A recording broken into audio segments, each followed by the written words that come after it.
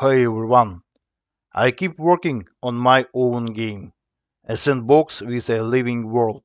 In the previous videos, I showed some basic systems, the map, movement, local and global pathfinding, the request queue, and how an agent can get from point A to point B.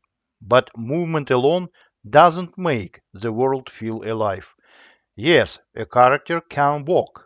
Yes, it can go around obstacles. Yes, it can get a path and run to a target. But all of that answers only one question. How do I get there? There is another question, just as important. Why go there at all? Why is one rabbit going to water right now? Why is another rabbit going to a bush? Why does the third one suddenly panic and run away? Why does one NPC decide to look for food, another one to rest, another one to look for safety, and another one to learn, work, or talk to someone?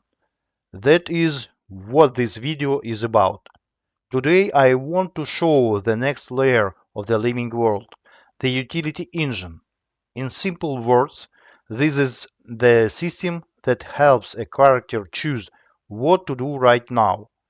I will show it first with a simple example, rabbits, because now my rabbits can not only run, they can also drink and eat. But this is not only about rabbits. The idea isn't made for one animal. It's needed so that later people, animals, and other creatures in the world can act not by a hard script, but based on their inner state, the world around them, their knowledge, and their emotions.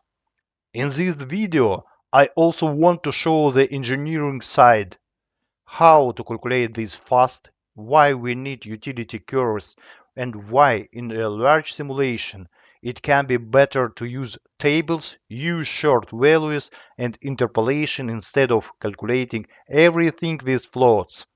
So this video is not only about a rabbit drunk some water, it's also about the architecture behind decision making. When people talk about smart NPCs, they often think about movement first, and that makes sense. If a character cannot move through the world, the rest doesn't matter much. But the movement system is only one layer. Steering helps the character move locally. Local movement helps it react to what is nearby.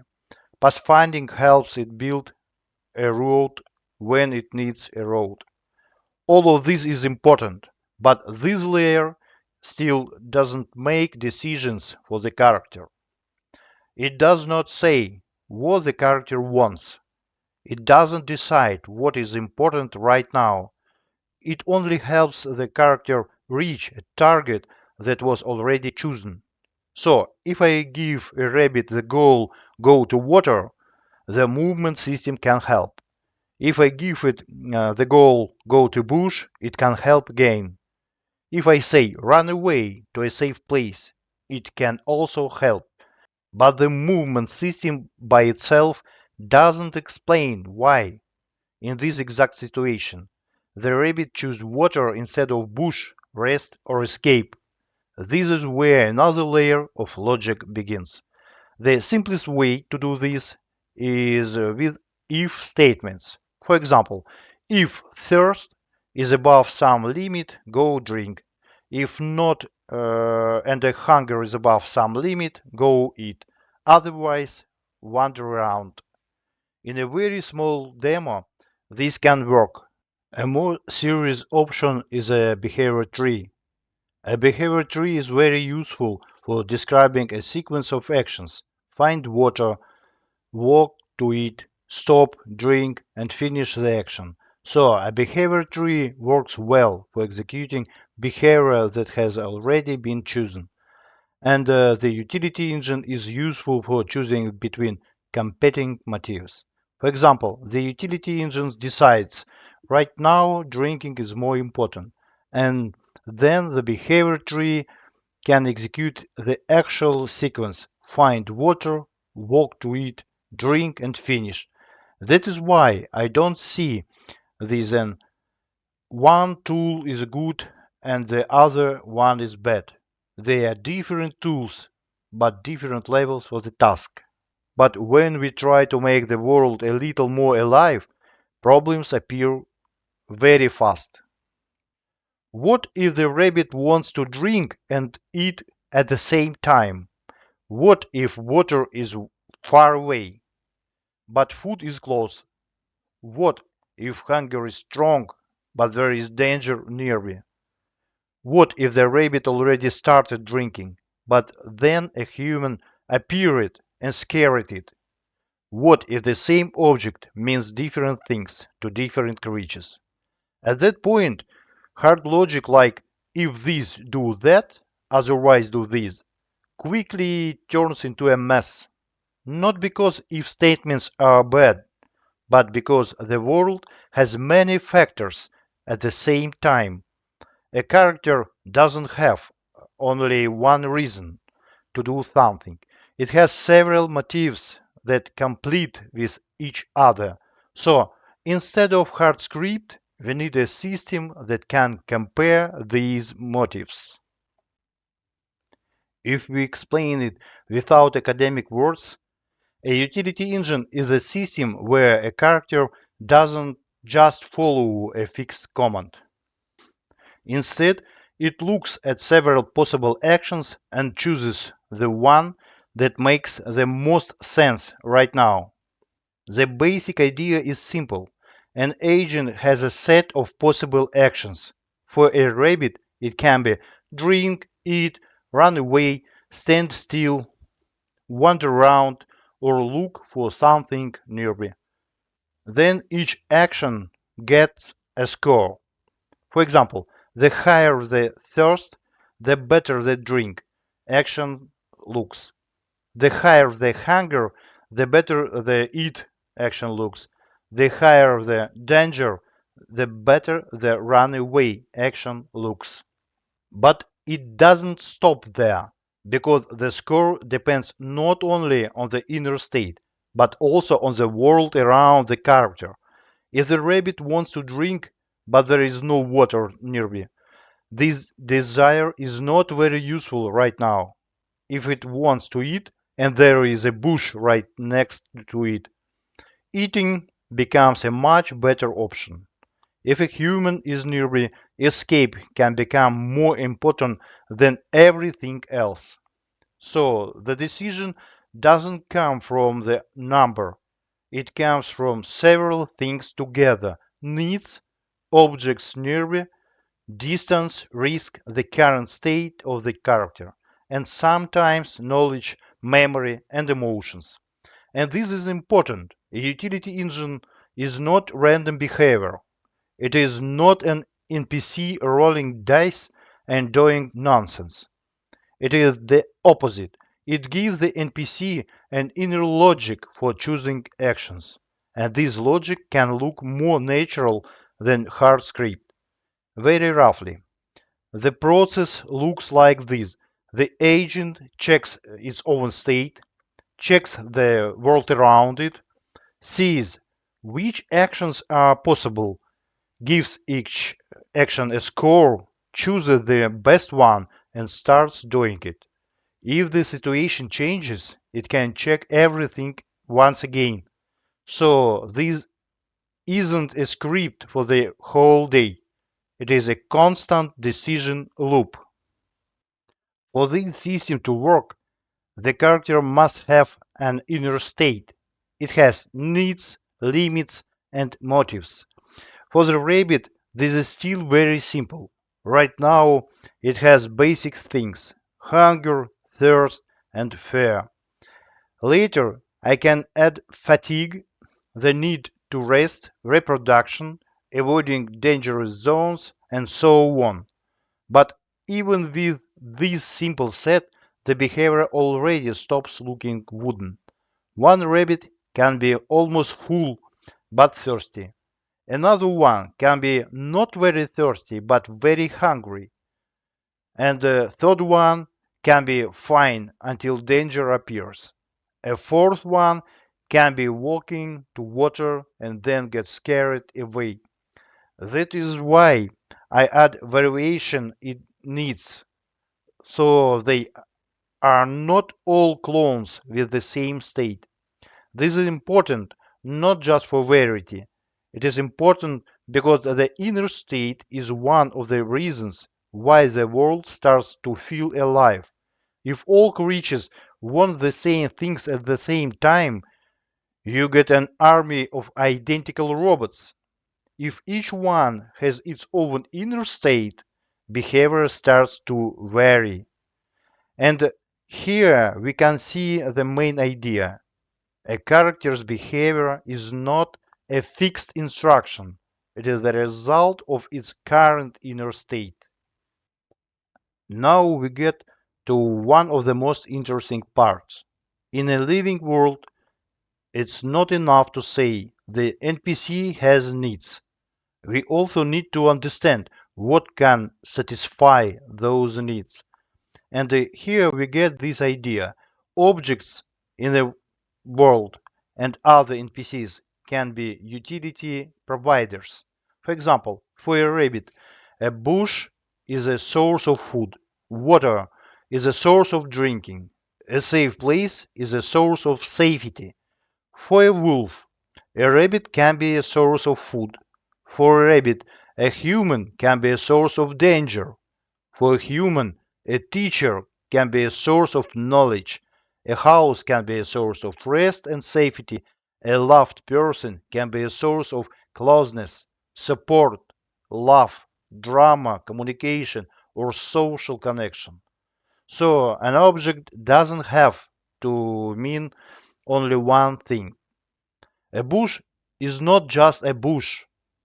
For one creature, it's food. For another one, it's just decoration. For a third one, it is cover. For a fourth one, it is not interesting at all. A rabbit is not just an animal. For the rabbit itself, water is a resource. For a wolf, the rabbit can be a resource. For human, it can be prey or an obstacle, a pet, or just a background creature that nobody noticed. This is the way I prefer to think about the world. Not like this object has this type and one fixed purpose, but like for this specific agent and this specific need, this object can have this value. And this is very useful for architecture because then behavior is not built like this. If you see a bush, do this. It's built like this. If you need food, look around for things that can help with food. Evaluate them and choose the best one. Then the bush becomes food not because I hard coded bush equals food in thousand places, but because the specific agent knows how to use the bush to satisfy hunger. Later, the same idea can work for more complex creatures. For human, utility providers can be not only physical objects, but also social things, work, school, books, traders, friends, family, a group, power, safety, home, status, and recognition. And then the behavior of the world stops being a set of manual reactions. It starts to grow from the interaction between needs and the things that can satisfy those needs. Now, let's put this into a more practical example. Let's say the rabbit has hunger and thirst. It looks at the world around and finds available options. For example, there is a bush nearby, there is water nearby, and there is no danger closer to it. Then the system calculates utility for each possible action, not just I want to drink or I don't want to drink, but a score that uses several factors. For the drink action, these factors can be thirst level, distance to water, risk, path availability, how long it will take to get there, whether this place is already used by someone else, and whether there is a better option. For the eat action, it's similar, but based on hunger and food sources. For the runaway action, it is fear level, danger nearby, a safe direction, and so on. After that, the agent doesn't simply choose the first option it sees. It chooses the option that looks best right now. And here is one more important point. Choosing an action is not the end of the story.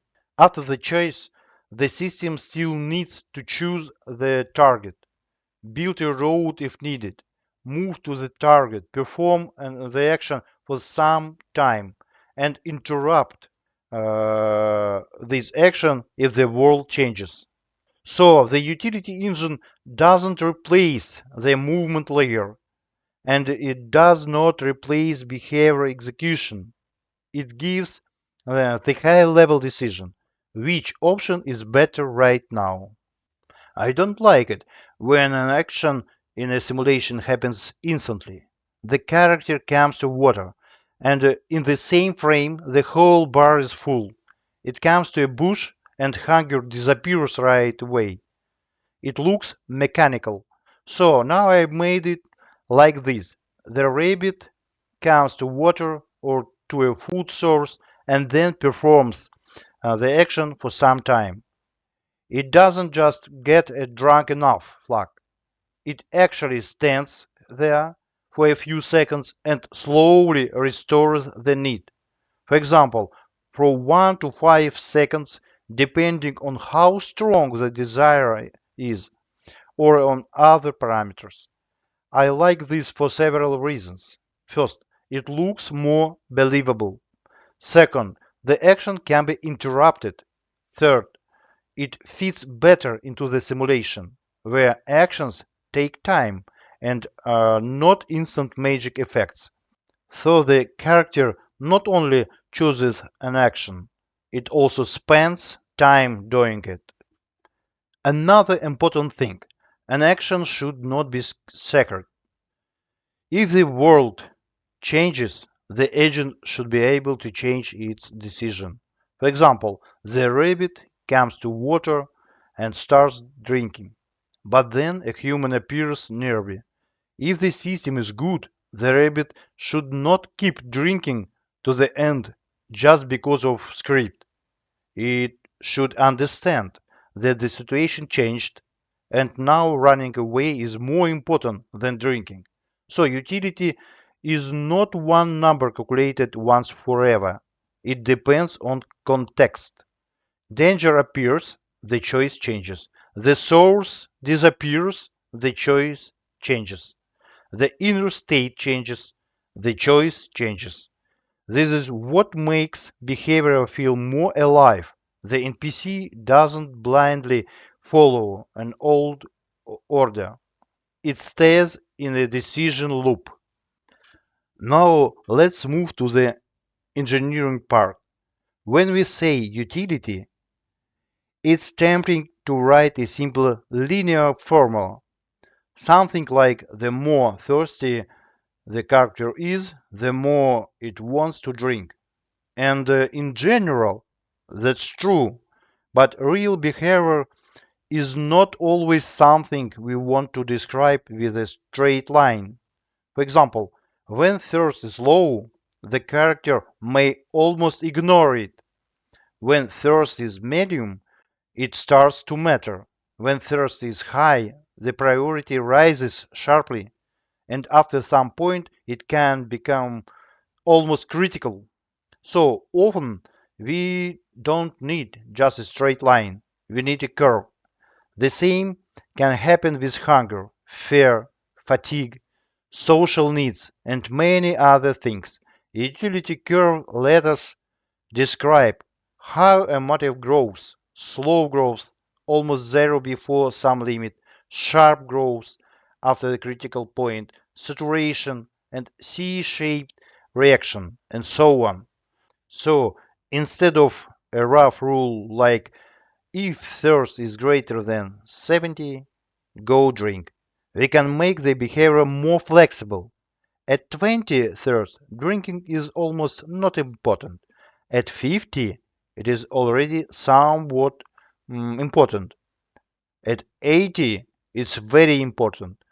At 95, almost everything else becomes secondary. These let us tune behavior much more precisely, and this is not only for needs. With curves, we can also describe distance, danger, resource value, risk taking, fatigue, emotions, and many other factors. So, a curve is a useful way to turn a raw value into a useful score for the decision.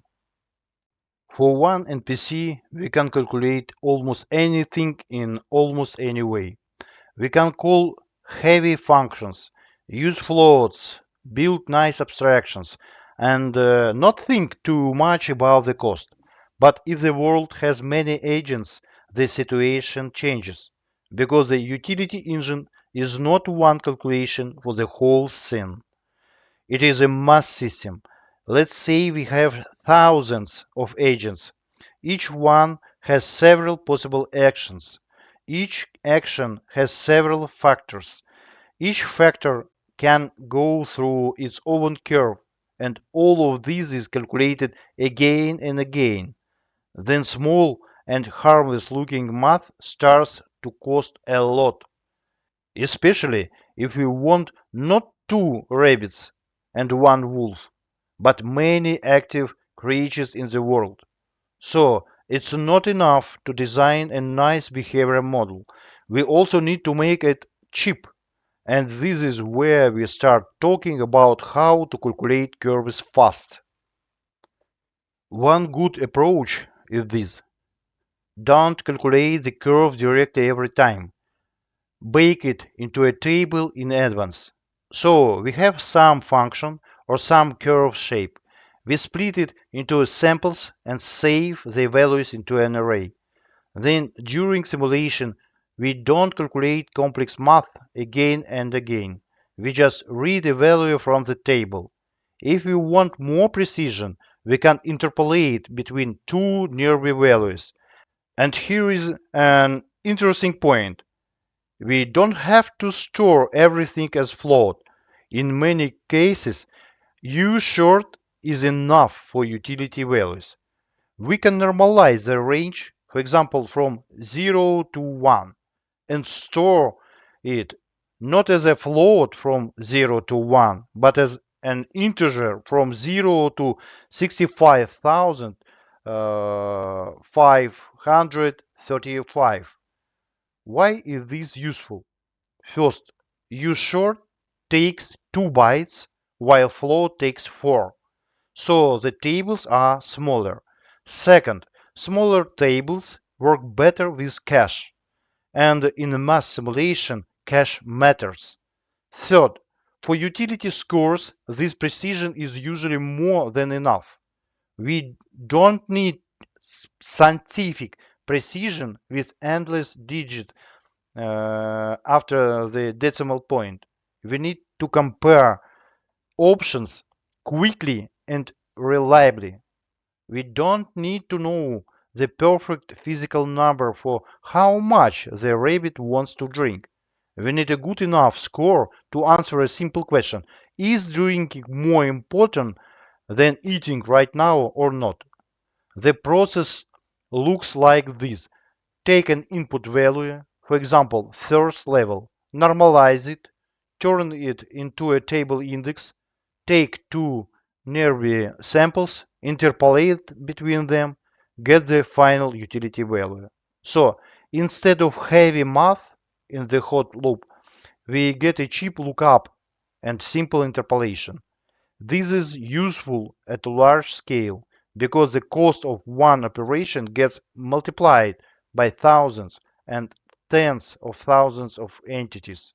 And this approach is easy to control. We can prepare curves separately, choose table resolution separately, tune the balance between speed and precision, and profile this layer separately. In very simple words, we decide the complex behavior shape in advance, and during simulation, we read it fast and cheap. There is one more important point about performance. The utility engine does not have to recalculate every NPC every frame. This is not collision physics, where you often need very strict timing and synchronization. And this is not rendering, where the frame has to be ready right now. An NPC decision can usually be a little delayed, and the viewer will not notice it. If Rabbit recalculates its desire to drink not on this exact frame, but a few frames later, the world will not fall apart. So these calculations can be done in portions. For example, in one update we recalculate one group of agents, in the next update another group, and then a third group. This spreads the load more evenly. And it works very well for mass simulation, because if we try to recalculate every need, every action, every curve, and every option for every creature on every frame, we can hit performance limits very quickly. But if the work is spread over time, the system stays responsive and it does not try to chew through the whole world on every single frame. Why do I care about all this? Because I am not making a scene where one character chooses between two buttons once per minute. I want to make a world where many creatures live in the same time and decisions happen everywhere. If the simulation has many agents and each of them regularly evaluates food, water, safety, sleep, learning, work, relationships, danger, and other motives, then small inefficiencies build up very fast. At some point, it's not enough for the system to simply work. It has to work at scale. And this is where lookup tables, compact types, careful interpolation, and cheap math start to really matter. They affect how far we can scale the simulation.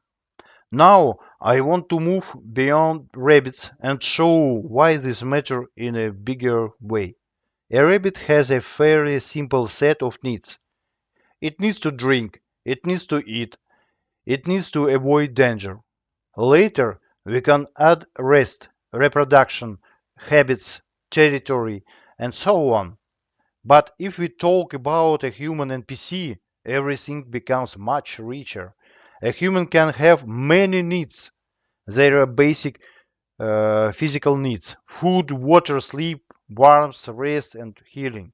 There is safety: avoid threats, find shelter, stay close to your own people, get armed, and protect your home. There are social needs: belong to a group, make friends, love someone, feel jealousy, care for loved ones, build a family, look for support, get recognition, and fight for a status.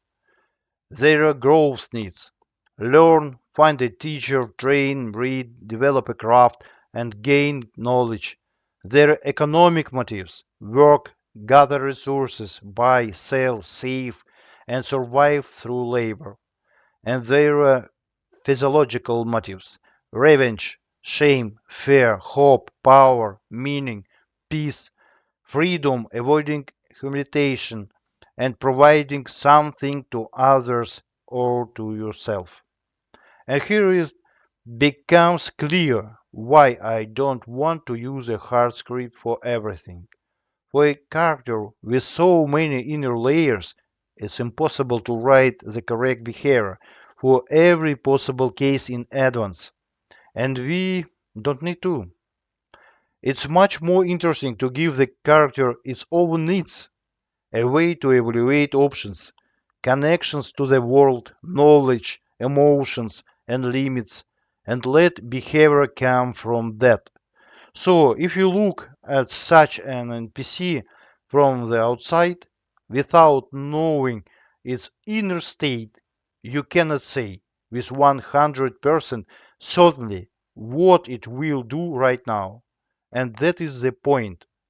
It's not a robot with a fixed schedule. It's small decision-making system. And here is probably one of the main ideas of the whole episode. I don't want character behavior to be scripted in advance like this. At 8 in the morning, go there. At 9, do this. If you see this, say this line. If that happens, start prepared scene number 14. I'm more interested in another approach. The character exists in the world. It has its own inner state. It has needs. It sees different utility providers around. It takes danger, access, and past experience into account. And from all of that, it makes a decision. Then behavior is not written step by step in advance. It comes from the system. That's why, if you don't know the character's inner state, you cannot predict with full certainty what it will choose right now. Two NPCs can stand in the same place. They can see the same road, the same house, and the same person.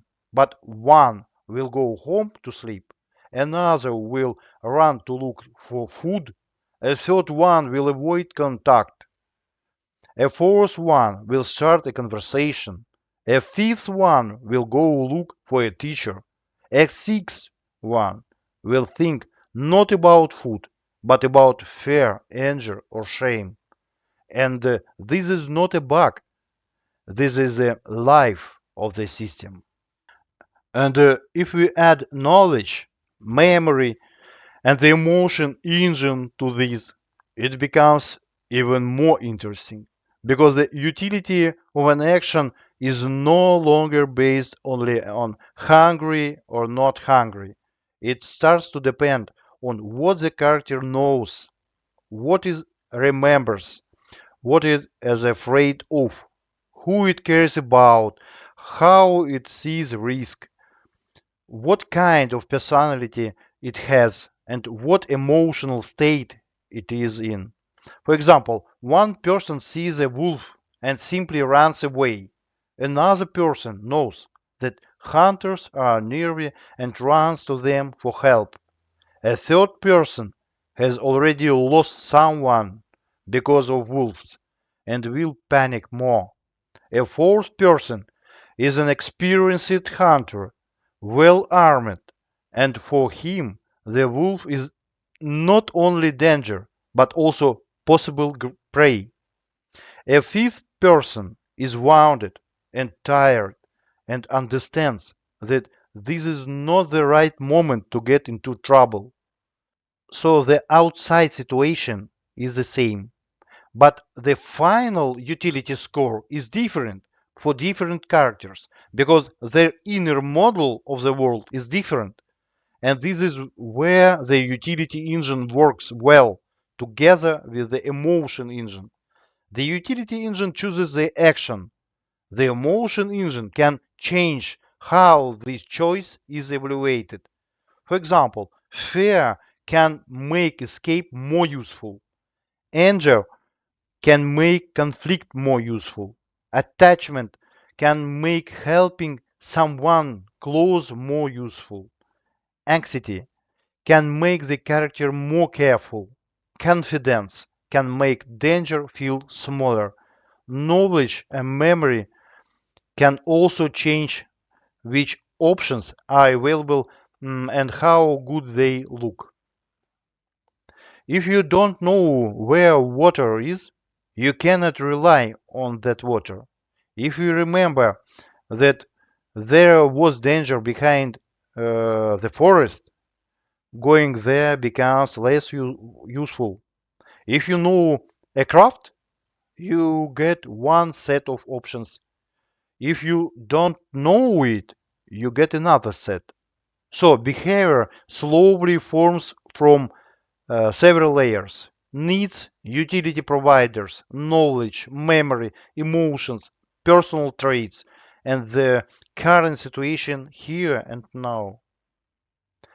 And then the NPC becomes not just an object that walks around the map, but a system with its own inner logic.